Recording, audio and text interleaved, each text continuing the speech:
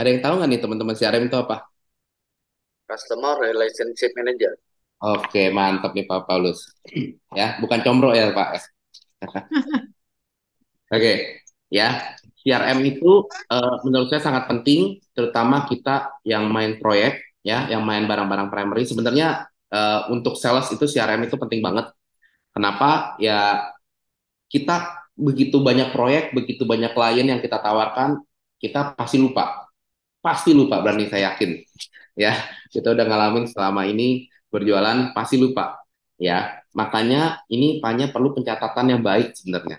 Nggak perlu untuk beli CRM yang mahal-mahal, catat di buku aja atau di Excel aja juga bisa. Ya, teman-teman. Tapi butuh klien eh, apa namanya ini client relation management, perlu client management ya artinya teman-teman. Nggak perlu software, tapi kalau teman-teman butuh yang gampang, yang ringkas, ya otomatis mau keluar uang bisa beli banyak kok di luar sana yang jualan CRM, sistem CRM ya. Tapi sistem CRM ini mahal ya teman-teman ya. Tapi kalau emang mau ringkas, bikin CRM aja atau bikin pencatatan aja di buku ya. Tapi saya tekankan sekali lagi, CRM itu penting ya untuk track action kita, untuk track klien kita sampai mana kita ngobrol, sudah sejauh mana kita tawarin, itu butuh CRM ya. Yang terakhir, kita harus selalu update sama teknik-teknik baru untuk berjualan ya. Dunia evolve sedemikian cepatnya, kita juga harus evolve dan beradaptasi dengan cepat juga. Betul ya Bu Ros ya? Makanya eh, saya juga banyak ikut-ikut seminar-seminar, ikut pelatihan-pelatihan penjualan terutama ya, sales dan marketing. Ya, sekarang lagi coba dalemin eh, apa ya? Sekarang saya lagi mainan drone, lagi coba Mainan apa? main drone. Oh, drone. Ya. Oke. Jadi eh, hal-hal seperti itu teman-teman ya bisa membantu kita ya maksudnya kalau punya hobi atau eh, mungkin hobi bisa membantu ya biar kita penasaran terus sama teknik-teknik baru itu bisa membantu kita bisa pelajari ya kalau bisa hobinya yang bisa menghasilkan uang ya jangan ambur-amburin uang terus ya. Betul. Eh, ya jadi eh, dari saya segitu aja sih Bu nih agak singkat itu. Oke, Nanti mantap. tanya banyak nih Bu ya. Ya, menurut saya sih daging banget ya, karena proses yang pertama tadi, kadang-kadang kita kalau udah dapet project tuh kan kita makan hap gitu ya, tanpa kita terus mungkin kita blast, mungkin apalagi ada yang sibuk dengan sosmed, tapi sebenarnya benar di sosmed, cuman kan lebih menggarami lautan ya menurut saya gitu ya, tapi memang lebih bagus seperti Bapak bilang tadi mematchingkan antara prospek dengan proyeknya gitu. Nah, teman-teman silakan nih yang mau tanya langsung gitu ya dari pengalamannya Pak Ken kah atau enggak pengalaman pribadi gitu ya. Ini kita bicara primary ya, boleh langsung di unmute atau di chat boleh. Nah, ini ada yang nanya, Pak Ken pakai AI nggak untuk penjualan? Ini maksudnya AI kali ya kan artificial Uh, intelligence ya. Oke. uh, saya belum belum pakai nih Pak tepatnya. Saya mau Hmm. coba pakai, uh, tapi ya emang itu perlu dipelajari ya Pak ya. Seperti saya cerita, saya masih mempelajari tepatnya. Sampai saya benar-benar bisa, saya baru pakai sih sebenarnya. Cuman uh, cari-cari kemarin coba-coba AI sedikit-sedikit sih pernah gitu. Tapi Oke. kalau pakai benar-benar untuk jualan belum. Oke, mudah-mudahan terpuaskan ya Pak Ical ya. Oke, yang lain mungkin ada pertanyaan cukup menurut aku sih ini kalau dijabarkan mungkin 2 jam nggak kelar ya, karena tadi bicara research itu gimana gitu ya. Mm. Mungkin mungkin saya lebih ke arah teman-teman kalau ada yang mau nanya silakan ya langsung di unmute. Tapi sambil menunggu lebih ke arah tadi yang lebih menarik adalah bagaimana building relation ya. Karena bagaimana kita bisa menanyakan kebutuhan kalau relation kita terhadap klien itu tidak baik gitu ya, Pak Ken ya. Ya, Mungkin Pak Ken betul. bisa jabarkan nih seperti apa hal ini ya, building relation. karena oke lah kita bicara mengenai primary, tapi basicnya, apalagi primary ini kan sebenarnya produknya ya itu gitu ya. Lo mau jualan BSD atau lo mau jualan Summarecon Bekasi gitu ya, itu kan two different things gitu ya. Tapi kalau kita tidak tanya dan nggak mungkin kayak ketemu di kereta terus Anda lagi butuh properti apa gitu kan ya kayaknya gitu ya. Boleh Pak Ken bercerita sedikit bagaimana Oke. proses the relation into kebutuhan sesuai dengan tadi Pak Ken bikin skema. Silakan. Oke, ya. Jadi kalau bangun relationship, saya itu sebenarnya seperti tadi, kita harus berangkat dari mindsetnya kita dulu, ya. Mindset saya selalu, oh saya di sini sebagai agent properti, saya mau membantu klien-klien saya untuk mencarikan rumah tinggal yang lebih baik, untuk investasi yang lebih baik, itu mindset saya. Ya, berangkat dari sana, ya pasti kita ketemu orang dan lain-lain. Berarti ini misalkan kita mau bangun relationship sama orang baru gitu ya, Bu ya, baru kenal gitu ya. Ya, Ya biasa setelah kita tukar nomor apa segala macem, eh, kalau dianya masih adem-adem ayam aja, ya udah saya juga adem-adem ayam aja. Nah, biasanya, biasanya ini rahasia banget nih teman-teman nih, ya. ah, iya iya. Kita Tit. Oh salah. kita googling aja, misalkan dapat kartu nama ya terus di googling aja ini orang siapa sih gitu kan, kerjanya seperti apa. Nah di situ bisa tuh kita buat catatan-catatan kecil di handphone aja, oh ini orang siapa, oh jabatannya apa gitu ya. Eh, dan kalau emang mau lebih lebih komprehensif lagi ya dicatat, oh ketemunya kita di mana, acara apa, kayaknya nih naik mobil apa, kerjaannya di daerah mana, rumahnya di mana gitu. Nah, itu semua hal-hal kecil catat. Nah, tapi bagaimana caranya sampai ke sana? Betul ya, Bu ya? Iya, betul. Nah, sebenarnya eh, dengan mindset membantu, terus kita ngobrol, itu benar-benar sudah helping banget kok. Ya, kita ngobrol, kita panggil, Bapak B, lagi ngapain nih Pak? Apa kabar? Nah, tinggal lihat aja dia jawabnya apa. Kalau dia nggak jawab, ya sudah. Nah, mungkin nanti 2, 3, atau seminggu kemudian kita panggil lagi, gitu ya. Nah, terus kemudian kalau misalkan eh, masih belum jawab, bagaimana? Nah, biasanya kalau kita benar-benar, oh kayaknya benar-benar target banget nih, bisa banget nih beli, cuman gue masih dicuekin gimana gitu ya. Biasanya kita follow IG-nya mereka, follow sosmednya lah, Facebook atau WhatsApp-nya mereka. Kalau misalkan mereka update status atau apa, kita say hi aja. Wih Pak, keren nih Pak, di mana? Gitu kan. Lagi apa? Oh Bapak hobinya ternyata main drone ya gitu. Nah itu hal-hal kecil yang intriguing lah buat mereka. Ya, hal-hal yang mereka suka. Ya, orang itu suka berbicara tentang dirinya sendiri. Ya, nah jadi ya kita nanya ya mengenai hal mereka. Jangan jualan dulu, ya, jualan belakangan. Ya, kita di sini tugasnya membantu dan ini semua long game, ya, nggak ada short game semua, semuanya long game. Ya, kenapa? Ini akan bagus untuk teman-teman karena bisa buat cari referral, bisa dijadikan teman, bisa bisa berulang terus belinya, gitu teman-teman. Ya, Eh, pelan-pelan aja, ya, membantu mindsetnya dan kita long game ya, jadi nggak dikejar-kejar. Jadi kalau dia misalkan lewat nggak dijawab ya sudah, kita panggil lagi di lain kesempatan seperti itu. Ya, mungkin kalau dipersingkat itulah yang kita sebut dengan building rapport tadi ya, Pak Ken ya. Ya, jadi Ya, menyamakan apa ya? Membuat apa sih? Menyamakan apa gitu ya? Kalau building rapport itu apa singkatannya ya? Istilahnya kayak gimana? Membuat oh kesamaan ya. ya ya, Nah, membuat sharing kesamaan. gitu ya. Ya, kayak tadi Bapak bilang masalah drone karena dia suka drone. Jadi, Bapak juga suka drone ya, gitu. Ya Hmm. kan? Itu kan membuat kesamaan. Which is mungkin kita juga nggak terlalu suka drone gitu. Tapi, iya menurut aku tuh drone tuh keren banget ya, gitu.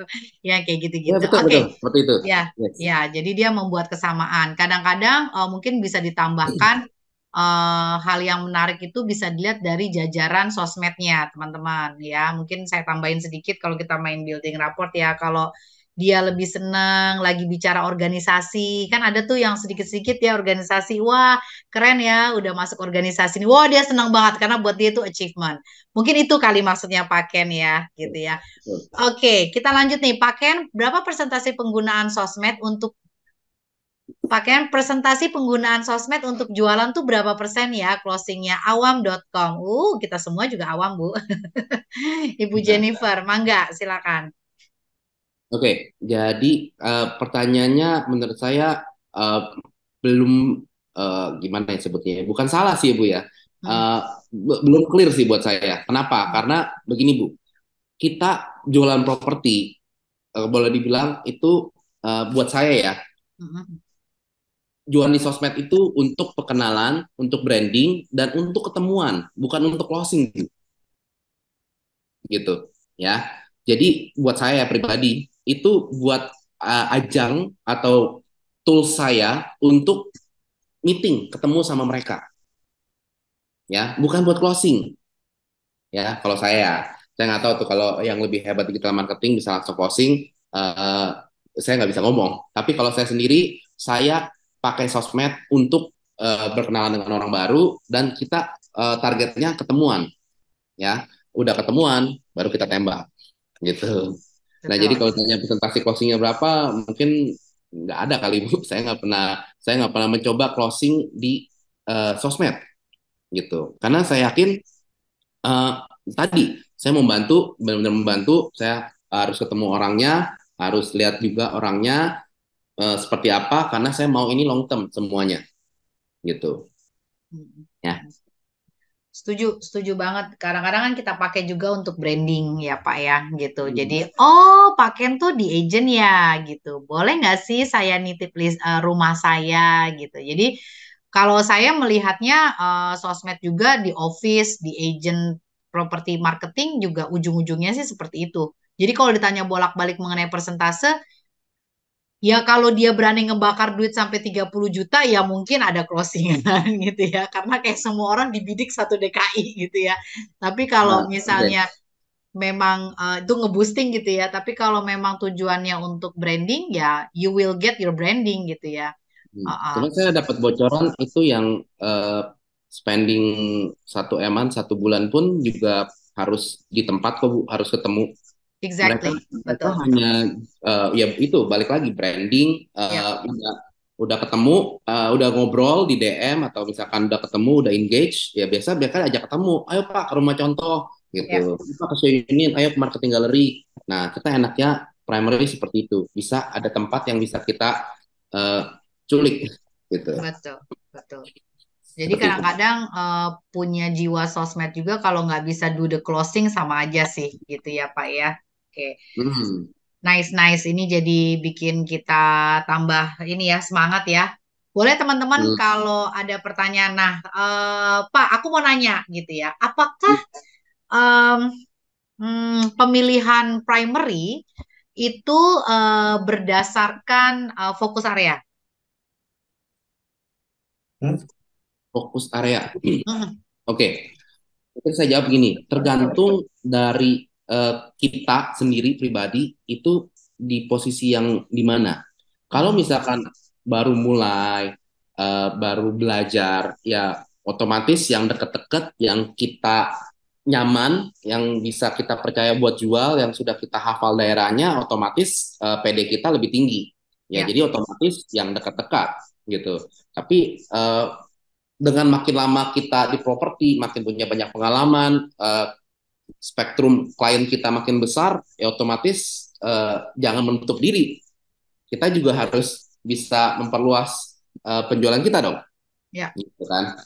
Ya Oke. kalau nggak opportunity-nya kita terbuang atau dimakan agent lain, Ya, gitu. betul, betul, betul. Hmm. Nah, kalau ini sambil menunggu pertanyaan ya, Ya. teman, kalau misalnya kita tadi aku mau nanya apa ya? Oke, tadi aku mau nanya apa nih? Benar-benar. Jadi dia berdasarkan, oke, kalau awal-awal dia, oke, bisa nggak sih Pak dikonversikan begini ya? Kalau saya melihat nih ya, sebenarnya primary itu benar-benar tergantung dari database. Berbeda dengan secondary, gitu. Kalau secondary kita main di portal ya, naikin iklan, leads banyak, and then taruhlah kita nggak ada listingannya, kita kobrok gitu ya, ya gitu. Tapi makin banyak kamu punya listingan naik iklan dengan fokus area itu, makin banyak leads masuk dan kamu makin banyak closing. Tapi kalau berbicara primary, kita berbicara analogi, makin besar database kamu yang memang organik ya, orang-orang yang memang punya kemampuan membeli properti, makin besar kemampuan kita untuk closing primary. Gimana menurut Pak Ken kalau saya begituin? Oke. In a sense buat saya betul. Kenapa? Karena balik lagi Bu. Seperti yang tadi saya cerita, kita kan udah kategorikan ya di phonebook teman-teman ada berapa sih? 5.000, 10.000 nomor telepon. Nah, itu kan harus kita kategorikan. Satu produk itu kadang-kadang paling hanya 10 klien gitu kan. Nah, otomatis kita yang orang-orang primary makin banyak pasti house database gitu Bu ya. Hmm. Nah, pasti kita akan cari database terus ya, cari network-network baru ya. Kenapa? Biar uh, ya it's all about numbers game ya. Kenapa? Karena pertama proyek-proyek di Indonesia itu uh, tergantung developer, tapi mostly yang baru launching, yang butuh bantuan kita agent, Hmm. uh, pasti harganya harga investor dulu biasanya ya, kecuali untuk yang sudah established ya. Nah, karena buat investor, biasa kita developer itu memakai kita agent, makin banyak sama nih mereka numbers game, semua all about numbers game ya. Paparan developer ke kita agent makin banyak, otomatis corongnya kan makin banyak nih. Hmm. Nah, tapi buat kita agent saingannya banyak, betul kan? Ya. Nah, yang ngelakuin kita kategori seperti ini berapa banyak juga kan, ada juga yang asal ngeblas, ada juga yang, nah jadi kliennya itu juga pasti kepapar juga agak banyak. Nah di sini eh, yang dibutuhkan ya itu tadi konsultatif selling, terus kemudian service yang lebih. Nah itu klien juga apa namanya pasti bisa milih, kurang lebih seperti itu Bu. Dan kalau untuk secondary, Ya. kalau beli secondary kan biasa kan untuk tinggal ya Bu ya. Hmm. Nah, kalau tinggal itu pasti ke daerahan gitu, Bu. Karena eh, ya saya di utara yang eh, nggak kepikiran mau tinggal di selatan gitu, Bu. Ya, ya, ya, ya. Susah gitu. Karena emang roots-nya saya sudah di sini. Sama, semua di mana-mana satu dunia seperti itu. Betul. Hmm. Udah punya roots ya, mau pindah itu susah kalau Betul. nggak kepaksa Nggak kan kepaksa. gitu. Iya. Betul. Iya. Gitu. Nah, jadi otomatis pasti ke daerahan. Kurang lebih seperti itu. Tapi kalau main primary kan kita luas Hmm. ya, dari Sabang sampai Merauke sampai Australia Bu. Iya, betul sampai Australia ini. Paken ini juga jualan luar negeri ya, Bapak Ibu ya gitu. Jadi, oke, very interesting. Benar-benar nggak tahu ya. Menurut aku sih banyak banyak hal yang apa bisa kita share juga ke teman-teman dan marketing ya, hal-hal yang diungkapkan oleh Pak Ken dan memberikan keyakinan kepada mereka. Actually, lo bisa jualan tapi lo pakai proses gitu ya. Gitu. Semua Jadi harus it's all masuk Bu. about numbers game, long game, mindset. Wow, itu keren banget sih. Ya kalau saya sebagai principal dan business owner minimal weekly meeting minggu depan gue keren banget lah. Banyak yang gue presentasiin guys. Gitu ya. Tapi membuat marketing itu jadi ngerti gitu ya. How you do your activity. Oke, great. Aku nggak tahu nih 31, 32 ini yang belum ada yang nanya tadi udah beberapa. Ini ngerti atau ngerti banget gitu. Boleh teman-teman di unmute mungkin ngasih atau ya sharing stories juga boleh ya. Jadi kita Boleh, boleh. bareng-bareng. Silakan teman-teman. Aku kayaknya udah mulai habis pertanyaannya. Oke, silakan Ya, Ibu malam, Feni. malam Oke, bro, siapa nih? Siapa nih? malam bro, malam Pak Ken. Malam. Pak Rocky, Pak Rocky. Halo, Pak Rocky, I know you. Ini mumpung topiknya primary nih, saya mau tanya kalau developer menerapkan sistem penjualan grand launching itu dengan cara NUP, karena beberapa kejadian dengan cara NUP ini baik agent dan customernya jadi kecewa gitu, karena prosedurnya yang ada prosedur yang harus ditempuh gitu ya. kemudian justru justru yang dia inginkan tidak dia dapat begitu karena NUP yang bikin kecewa setelah grand launching 6 bulan kemudian datang lihat unit justru sudah tidak ada NUP lagi bebas dijual gitu. Jadi maksudnya NUP itu gimana ya? Terima kasih. Oke, Pak Rocky. Jadi saya bantu jawab ya Pak ya. Eh, Sebenarnya kita sebagai agent ya nggak bisa milih sih Pak. Eh, Mau itu sistemnya NUP atau eh, masih ada yang lebih parah dari NUP Pak. Pengundian Pak. Ini orang-orang Kelapa Gading atau Sumarekon pasti tahu Pak. Iya. Itu lebih parah lagi Pak. Unitnya cuma 200, dia sistemnya sistem undinya sampai masukin NUP sampai 600. Menurut saya kelewatan banget itu Pak, gitu loh. Tapi anyway, kita nggak bisa apa-apa Pak. Paling kalau saya terakhir udah tahu begitu, saya nggak ikut jualan Pak. Capein aja gitu Pak. Tapi kadang-kadang eh, developer itu kan research Pak, ya. Ada sebabnya kenapa mereka melakukan NUP.